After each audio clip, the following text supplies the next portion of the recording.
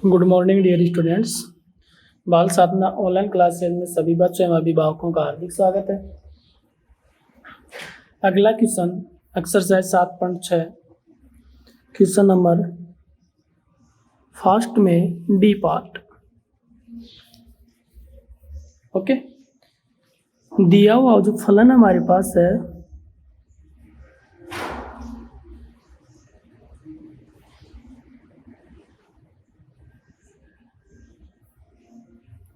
दिया हुआ फलन है f x is equal to x square plus 2x minus 8 और इंटरवल हमारे पास है संवर्त अंतराल है -4 2। ओके, इस फलन के ऊपर हमें रोल्ले प्रमेय का क्या करना है, सत्यापन करना है। यानी इस फलन के ऊपर रोल्ले प्रमेय सत्यापित होती है या नहीं होती है वो हम चेक करेंगे बेटा। तो रोल्ले प्रमेय के लिए हमारे पास कितने पॉइंट है? रोल्ले प्रमेय को सत्यापित करने के लिए हमारे पास 3 पॉइंट है। पहला पॉइंट तो यह है कि जो फलन एफ एक्स है ये संवर्त अंतराल में क्या होना चाहिए, सतत होना चाहिए। दूसरा पॉइंट है फलन एफ एक्स है विवर्त अंतराल -4 के अंदर क्या होना चाहिए, अवकलनीय होना चाहिए। और तीसरा पॉइंट है एफ यानी बिंदु -4 पर फलन का मान, बिंदु 2 पर फलन का मान, दोनों की वैल्यू आपस में क्या होनी चाहिए, इक्वल होनी चाहिए। यदि ये तीनों पॉइंट इस फलन के लिए आपके पास सेटिस्फाई होते हैं तो इसका मतलब ये हुआ कि इस विवर्त अंतराल के अंदर एक बिंदु सी होगा जो हमारे पास क्या होगा, f dash c is equal to 0। वहां से हम किसकी वैल्यू फाइंड करेंगे, सी की वैल्यू। और यदि सी का मान विवर्त अंतराल में बिलोंग कर जाता है तो इसका मतलब क्या हुआ कि जो फलन एफ एक्स है वो उसके ऊपर रोल्ले प्रमेय का क्या होता है, सत्यापन होता है। ओके, तो इसको हम बारी बारी से हमें स्टेप बाय स्टेप इसको सॉल्व करेंगे। तो पहला पॉइंट हमारे पास यही है इसका कि इस फलन को हम संवर्त अंतराल में चेक करेंगे ये फलन सतत है या नहीं है। हमने एक्सरसाइज 6 के अंदर पढ़ा था कि जो फलन एफ एक्स है ये किस टाइप का हमारे पास ये फलन x square plus 2x minus 8 किस टाइप का, ये बहुपदीय फलन है आपके पास ये। और प्रत्येक बहुपदीय फलन अपने प्रांत में क्या होता है, सतत होता है। और इसका प्रांत क्या है, -4 और 2 इस फलन का। ओके, तो इसका मतलब क्या हुआ कि जो फलन एफ एक्स है वो संवर्त अंतराल में क्या होगा, सतत होगा। क्यों होगा, क्योंकि फलन एफ एक्स कौन सा फलन है, बहुपदीय फलन। और बहुपदीय फलन अपने प्रांत में क्या होते हैं, सतत होते हैं। हम पढ़ चुके एक्सरसाइज 6 के अंदर। तो हम क्या लिखेंगे, आता है पहला पॉइंट आता है फलन एफ एक्स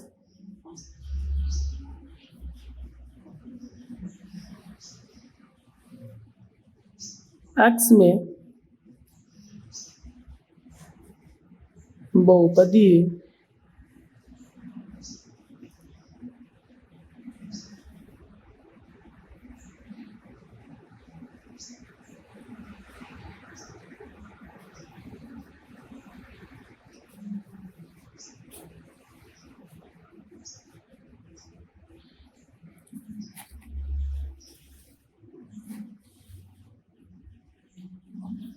फलन है। क्योंकि जो फलन आपके पास जो एफ एक्स है वो एक्स के अंदर क्या है, बहुपदीय फलन है तथा प्रत्येक बहुपदीय फलन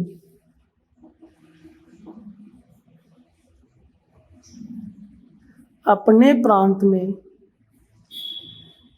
सतत होते हैं।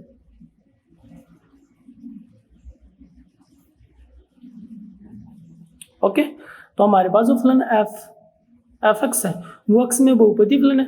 और हम जानते हैं कि प्रत्येक बहुपदीय फलन है वो अपने प्रांत में क्या होते हैं, सतत होते हैं। ओके, इसलिए फलन एफ एक्स संवर्त अंतराल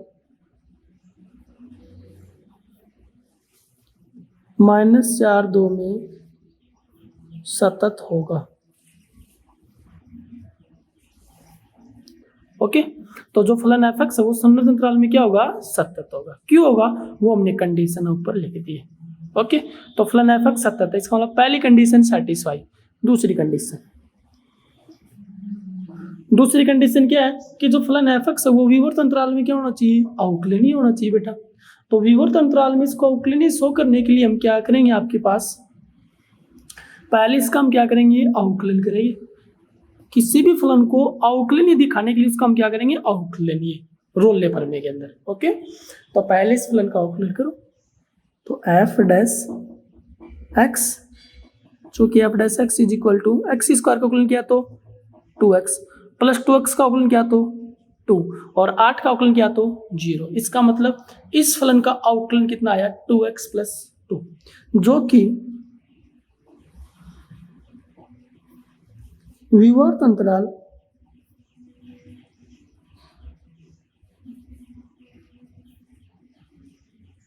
-4 2 में प्रत्येक बिंदु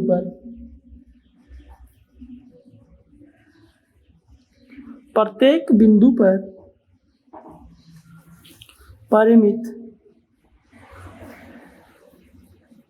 व विद्यमान है।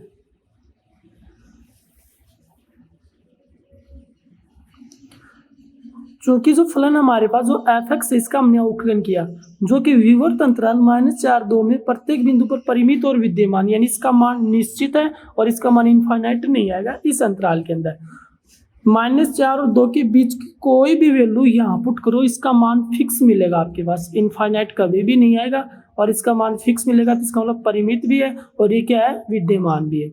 यदि आपके पास किसी भी फलन का हम अवकलन करते हैं और उस फलन का अवकलन करने के बाद उसके विवर्त अंतराल के प्रत्येक बिंदु पर वो फंक्शन परिमित भी है और विद्यमान भी है, तो इसका मतलब क्या हुआ कि जो वो फलन है वो उस विवर्त अंतराल में क्या होगा, अवकलनीय होगा। अर्थात फलन एफ एक्स विवर्त अंतराल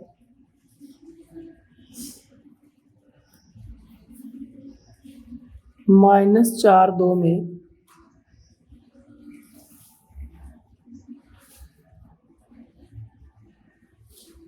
अवकलनीय होगा। ओके, तो हमारे पास जो फलन एफ एक्स है वो विवर्त अंतराल के अंदर क्या आपके पास अवकलनीय है। क्यों अवकलनीय है, क्योंकि जो विवर्त अंतराल -4 2 में जो प्रत्येक बिंदु के ऊपर इसका मान परिमित भी और विद्यमान भी, इस कारण से फलन एफ एक्स वो विवर्त अंतराल में क्या होगा, अवकलनीय। यदि आपके पास इस अंतराल के अंदर ये फलन ना तो परिमित होता ना विद्यमान होता, तो इस अंतराल के अंदर ये फलन क्या हो जाता, अवकलनीय नहीं होता। ओके, लेकिन हमारे पास क्या है, ये अवकलनीय। अगला आपके पास पार्ट है तीसरा पार्ट क्या है कि बिंदु -4 के ऊपर फलन का मान, तो f a is equal to क्या आता है, एफ बी। ए का मान कितना आपके पास यहाँ, जहाँ ए इज इक्वल टू कितना है, -4 एंड बी इक्वल टू कितना है, 2। अंतराल की तुलना कर लो बेटा। तो f -4 यानी f -4 फलन के अंदर -4 रखो बेटा, तो -4 की whole square plus 2 into -4 -8 is equal to कितनी वैल्यू आई, -4 की स्क्वायर कितनी होती है, 16 -4 दूनी 8 -8 is equal to 0। f2 is equal to 2 की whole square plus 2 into 2 -8 is equal to 2 की स्क्वायर 4 -2 2 4 -8 प्लस 4 बेटा इज इक्वल टू 0। इसका मतलब f -4 equal to 0, f2 is equal to 0, यानी दोनों बिंदुओं के ऊपर फलन का मान क्या है, 0। इसका मतलब तीसरा जो बिंदु हमारे पास है वो भी क्या है, सेटिस्फाई है। Implies f -4 is equal to f2 is equal to 0। तीसरा पॉइंट भी सेटिस्फाई है। तो हम नीचे क्या लिखेंगे, अतः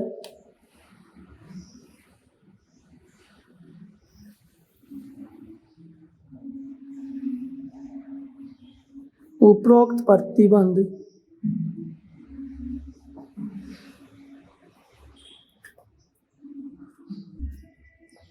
दिए गए फलन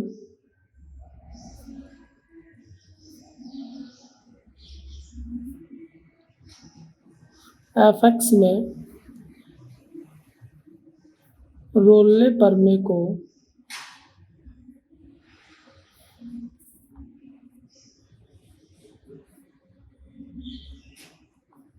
संतुष्ट करते हैं।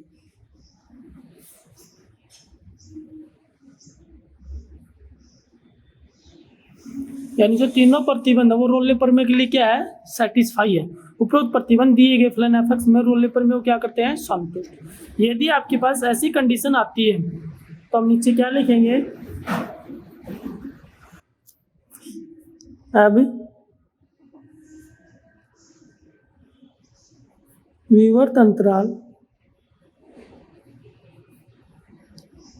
-4 2 में कम से कम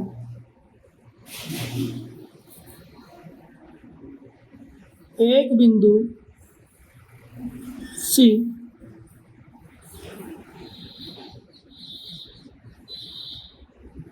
इस प्रकार होगा कि, अब विवर्त अंतराल -4 2 में कम से कम एक बिंदु सी इस प्रकार होगा कि f dash c is equal to 0, और सी किसके अंदर बिलोंग करेगा, -4 और 2। ओके, इम्प्लाइज एफ डैश सी का मतलब जो फलन एफ एक्स है उसका हमने कितनी बार अवकलन किया था, एक बार। वो वैल्यू पुट करो यहाँ, कितनी थी आपके पास वो वैल्यू, हमने अवकलन किया था अभी, ये रहा 2x + 2। तो x की जगह हम कितना पुट करेंगे, c रखो बेटा, 2c + 2 = 0। यहाँ से c की वैल्यू निकाली हमने तो कितना आया, 2c = -2। Okay, implies c = -1 belongs to -4 2। देखो c का मान कितना आया, -1, और -1 किस में बिलोंग करना चाहिए, विवर्त अंतराल में, क्योंकि जो हमने एक बिंदु लिया है वो किस में लिया है, किस में होना चाहिए, वो विवर्त अंतराल में होना चाहिए। तो c = -1 बिलोंग्स टू -4 2। यदि c का मान भी इसमें बिलोंग कर जाता है विवर्त अंतराल में, ऊपर हमने देख ही लिया कि तीनों बिंदु है रोल प्रमेय को क्या करते हैं, सेटिस्फाई करते हैं, तीनों पॉइंट 1 2 3, और जो सी का मान है वो भी किस में बिलोंग करता है, विवर्त अंतराल में। यदि ऐसा होता है तो इस फलन के ऊपर कौन सी प्रमेय लागू होगी, रोल प्रमेय लागू होगी। यदि ऐसा नहीं होता है तो इस फलन के ऊपर कौन सी प्रमेय लागू नहीं होगी, रोल प्रमेय लागू नहीं होगी। ओके, तो आता है c = -1 के लिए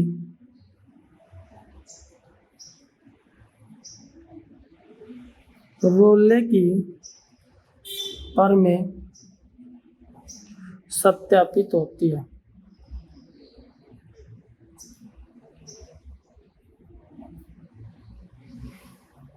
ओके, तो c = -1 के लिए रोले प्रमेय क्या होती है, सत्यापित होती है। क्यों होती है, क्योंकि सभी पॉइंट वो रोले प्रमेय क्या करते हैं, सेटिस्फाई करते हैं। ओके, नेक्स्ट क्वेश्चन नंबर 2 में फास्ट, निम्नलिखित फलनों के लिए रोले प्रमेय का सत्यापन कीजिए। जो फलन दिए गए हैं उसमें हमें रोले प्रमेय के लिए क्या करना है, सत्यापन करना है। तो इसका मैं दूसरा पार्ट बता रहा हूँ, 2 में 2 पार्ट है। दिया गया जो फलन है वो हमारे पास है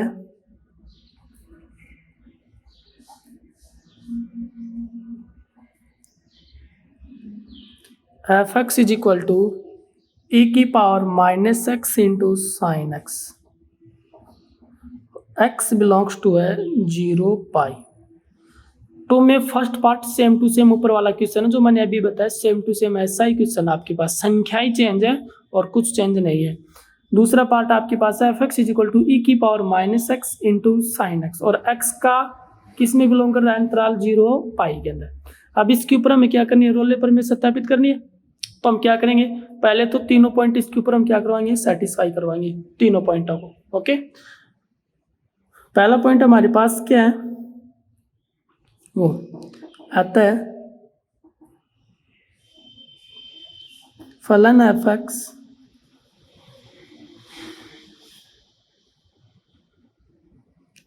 त्रिकोणमितीय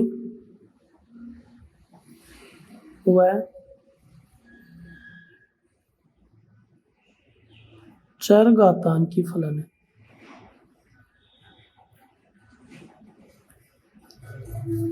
तथा हम जानते हैं कि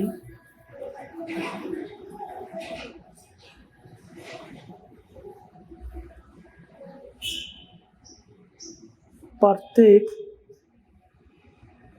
त्रिकोणमितीय व चरघातांकी फलन तथा हम जानते हैं कि प्रत्येक त्रिकोणमितीय व चरघातांकी फलन अपने प्रांत के प्रत्येक बिंदु पर सतत होते हैं।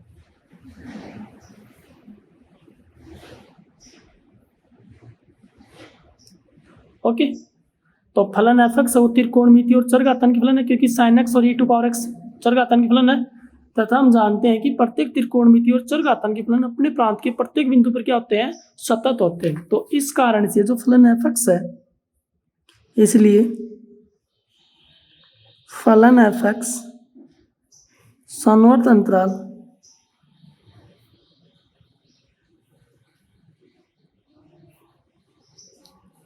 जीरो पाई में सतत होगा।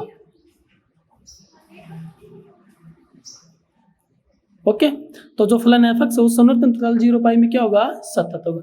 तो पहला पॉइंट कंप्लीट। दूसरे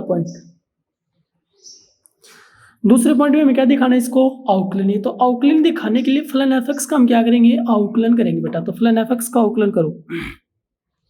तो फलन एफ एक्स का अवकलन किया, कितना आया, f dash x. F x का अवकलन f dash x is equal to, इसको हम मानेंगे फर्स्ट फलन और इसको हम कौन सा फलन मानेंगे, सेकंड। तो पहला फलन सेम टू सेम e की power minus x same to same. Sine का अवकलन कितना होता है बेटा, कोस एक्स। समझ गए ना, मैं डायरेक्ट कर रहा हूँ। पहला फलन सेम टू सेम, दूसरे का अवकलन साइन का अवकलन होता है कोस एक्स, प्लस दूसरा फलन same to same sine x same to same, into पहले फलन का अवकलन e की पावर एक्स का अवकलन कितना होता है, e की पावर एक्स, लेकिन माइनस एक्स है तो माइनस एक्स का अवकलन कितना होगा बेटा, माइनस का 1। जब e की पावर प्लस एक्स होता है तो e की पावर एक्स का अवकलन होता है e की पावर एक्स, लेकिन यह e की पावर माइनस एक्स है तो e की पावर माइनस एक्स, और माइनस एक्स का अवकलन होता है माइनस 1, तो यहाँ माइनस आएगा साथ में। ओके, तो इसको हम क्या लिखेंगे, और इसके अंदर कॉमन क्या है बेटा हमारे पास, e की पावर माइनस एक्स कॉमन ले लो, अंदर क्या बचा, कोस एक्स, माइनस प्लस क्या हुआ, माइनस, और इंटू साइन एक्स। ये तो हुआ इसका अवकलन, यानी इस फलन का हमारे पास क्या है, ये अवकलन। अब देखो, जब हमने फलन का अवकलन किया है तो ये जो अवकलन किया है तो ये विवर्त अंतराल के लिए इसका मान क्या होना चाहिए, परिमित और विद्यमान होना चाहिए। ठीक है, जो कि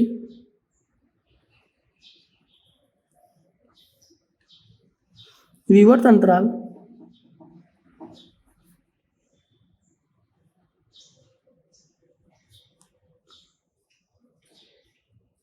जीरो पाई में परिमित व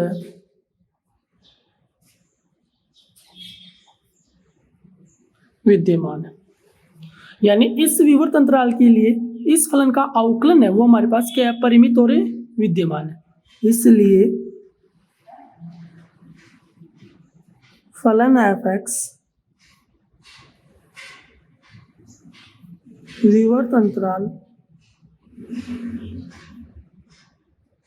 जीरो पाई में अवकलनीय होगा। ओके, दूसरा पॉइंट कंप्लीट। हर एक क्वेश्चन को हम इसी टाइप से करेंगे, हर क्वेश्चन को। ओके, तीसरा पॉइंट क्या होता है, f a is equal to f b, जहां ए इक्वल टू कितना है, 0, बी इक्वल टू कितना है बेटा, पाई। तो हम क्या निकालेंगे, एफ जीरो।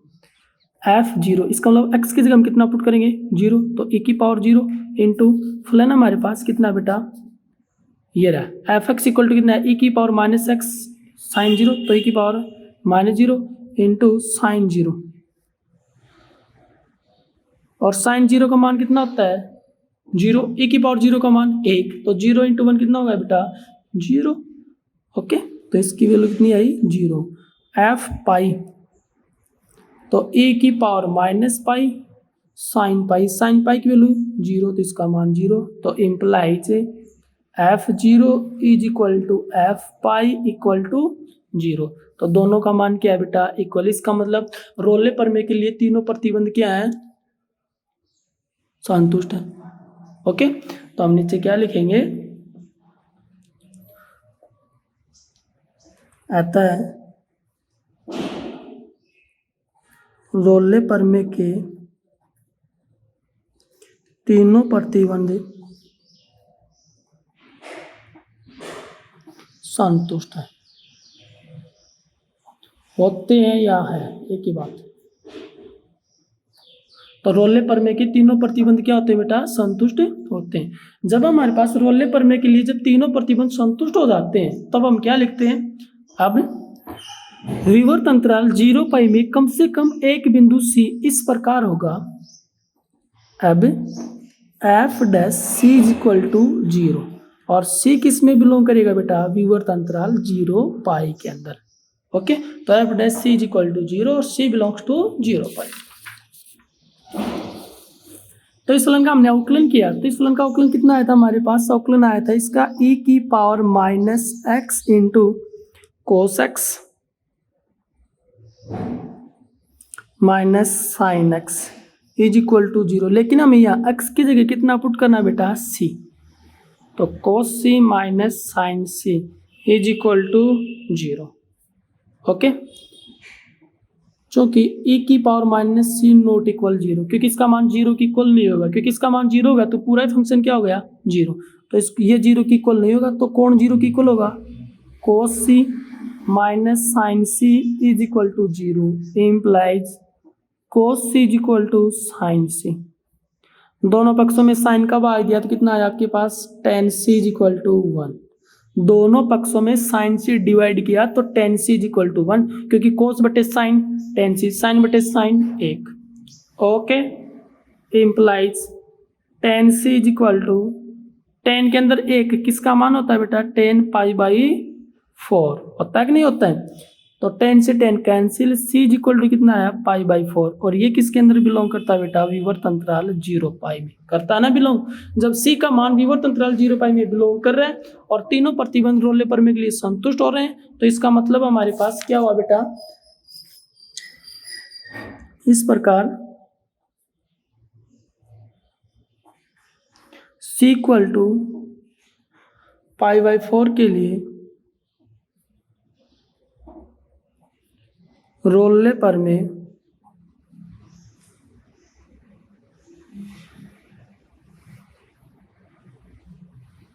सत्यापन होता है।